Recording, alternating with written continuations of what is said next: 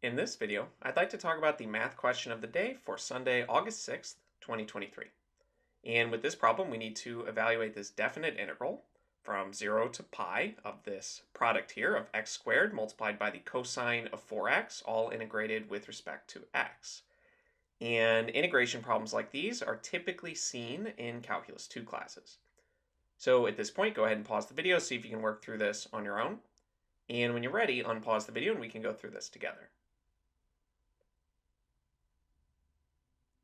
Now, assuming that you have attempted the problem, let's start working through this. And the key realization to solving a problem like this is to recognize that we have a product, so we could try to use integration by parts. Since with integration by parts, we will rewrite this as a new integral where we will essentially take the derivative of one of these terms. And if we take the derivative of x squared, which is 2x, we will get a new integral where we have 2x multiplied by a sinusoidal function. And with that integral, we will again apply integration by parts again, so that we can reduce this integral with 2x. We will take its derivative again, which is 2, and that will again be multiplied by some sinusoidal function, and at that point we can actually evaluate the integral using techniques from Calculus 1. So that's the general strategy. We will use integration by parts to reduce this integral by taking the derivative of this function essentially 2 different times.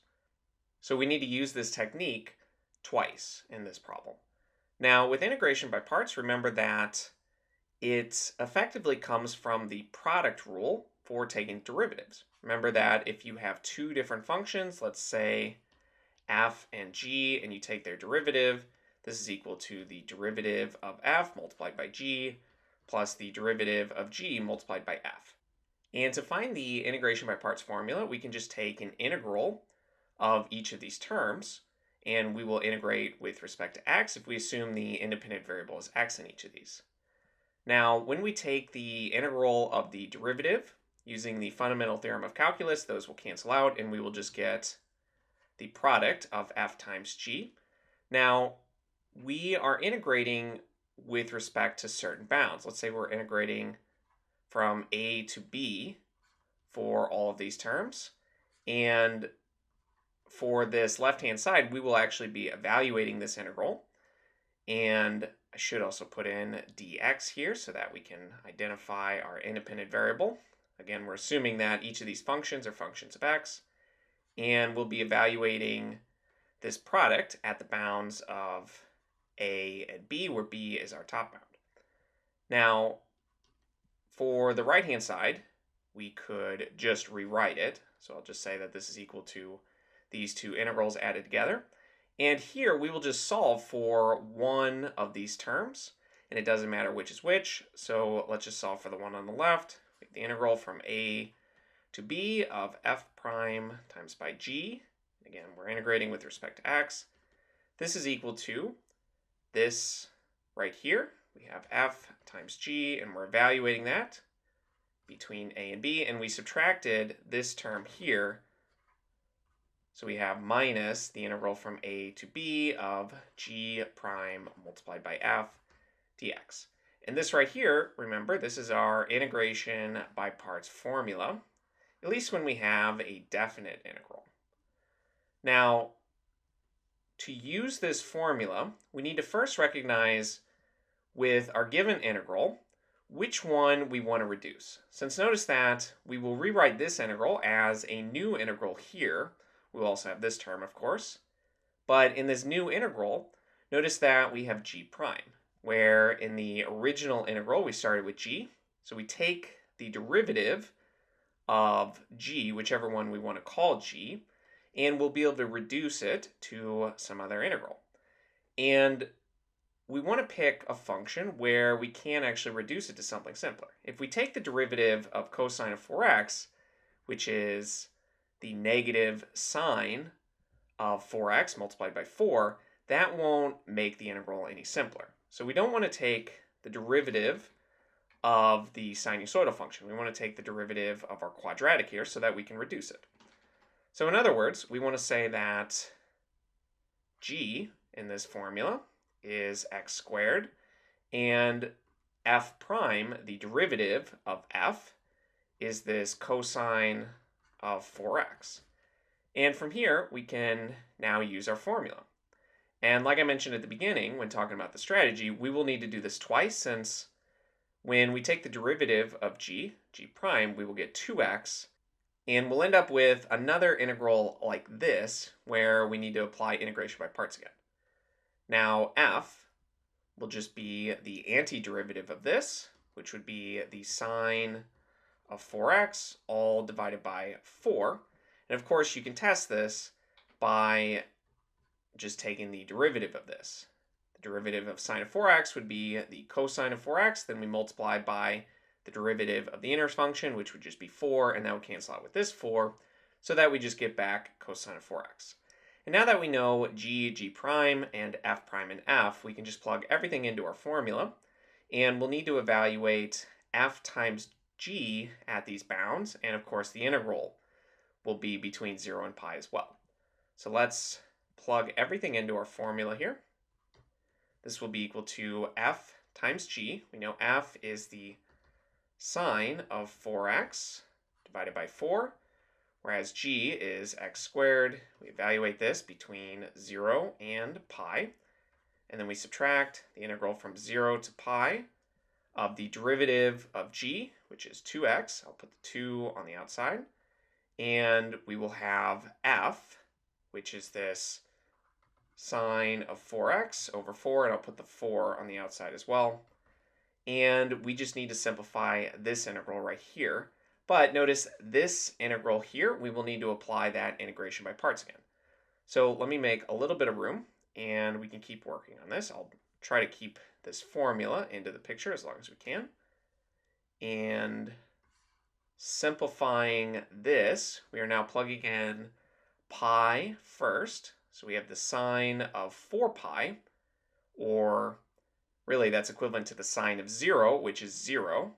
So we get 0 here multiplied by pi squared, but that's 0. And then when we subtract at the lower bound, when we plug in 0 into either of these, we will get 0. So this expression conveniently will simplify to 0. Then we have minus 1/2, the integral from 0 to pi of x multiplied by the sine of 4x dx. And this right here, like I mentioned, we will need to apply this formula again. So let me make more space so that we have room to work on this. And we can rewrite this integral here. Let me just quickly do that. And with that, we can clear up a little bit more room. Now, the next step in evaluating this integral is that we need to figure out what f prime and g are. And we want to reduce this integral so that we no longer have this x. If we take the derivative of x, that's just 1, we can transform this integral into just a sinusoidal integral, where we just have the sine or the cosine of 4x multiplied by some constant. And that we can just use calculus 1 techniques to actually evaluate.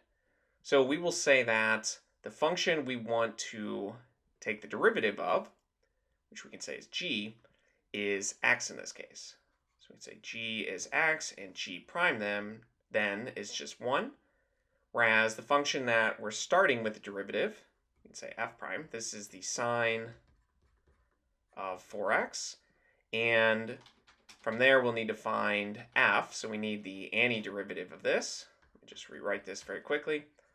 We need f. So we have the negative of the cosine of 4x. And all of that will be divided by 4. And again, you can test this by just taking the derivative of this and showing that it's equal to the sine of 4x. Now let's plug in what we know, and we need to be careful to distribute this minus 1/2. We have minus 1/2 multiplied by this term, f times g. We have x multiplied by minus cosine of 4x over 4. So we really have plus the cosine of 4x divided by 4, and we're evaluating that between 0 and pi. And then we will subtract, but really we're adding since we're distributing this minus 1/2 to this term. We have plus 1/2 the integral from 0 to pi of g prime f, and g prime is 1, and f is this term here. So we have minus the cosine of 4x over 4, and that's integrated with respect to x. Now, here we can just simplify everything. Let me make some more room. We no longer need our formula, and we can just evaluate this in white here. So let's start with this term here, and then we can come back to this integral. We evaluate this at the top bound first. We plug in pi, and the cosine of 4 pi is just 1, since that's equivalent to the cosine of 0. And we get 1/2 multiplied by pi multiplied by 1, and then everything divided by 4. And then we subtract everything evaluated at 0, but when we plug in 0 over x, that's just 0. So we are subtracting 0 there. Then we can evaluate this integral. And before we do that, let's factor out this negative and this division by 4. We have minus 1 over 8. Let me rewrite that. And we still have the integral from 0 to pi of the cosine of 4x dx. Now, this simplifies to pi over 8.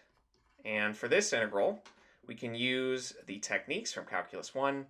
We will make a u substitution. We will say u is 4x, so that du is 4 dx. We can make that substitution, evaluate the integral.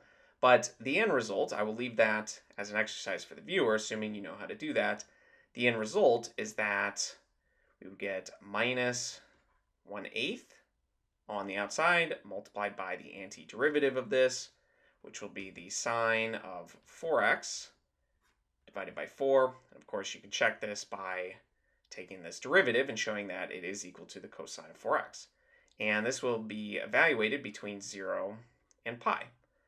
Now, when we plug in pi, we get the sine of 4 pi, which is equivalent to the sine of 0, and in both cases, those are equal to 0.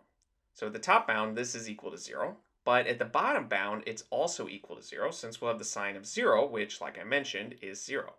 So this term here is just 0, and our final answer is that this integral is equal to pi divided by 8.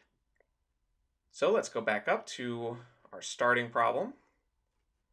This integral from 0 to pi of x squared multiplied by the cosine of 4x dx, what we found is that this is pi divided by 8.